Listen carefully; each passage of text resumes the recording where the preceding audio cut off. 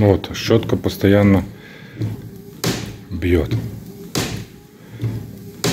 У двери вон выбила уже ямку. Ямка от краски начинает ржаветь. И вот так вот едешь на машине, постоянно вот так ляп, ляп. Вот видно щетка, да? Вот когда на скорости едешь, она вот так вот. Видно, скоро за счет воздуха ее вот так вот ляпает. Надо сделать что? Чтобы вот здесь она вот так свободно не ходила.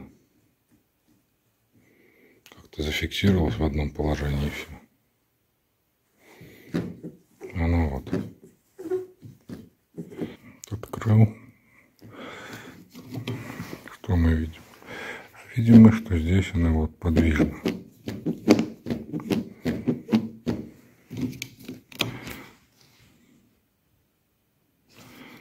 Здесь она свободна, вот она. Надо сюда что-то подложить, зафиксировать ее в таком вот положении, чтобы она не ляпала. Ну что, отрезаем такой плотный материал. Можно поролон, еще что-то. Вот сюда. Сейчас подкладываю. Вот уже меньше стало. Сейчас еще. Мне надо, чтобы она стала сюда. И все, теперь уже вот щетка не бьет. Как ее не провоцирую, она меньше стала вибрировать.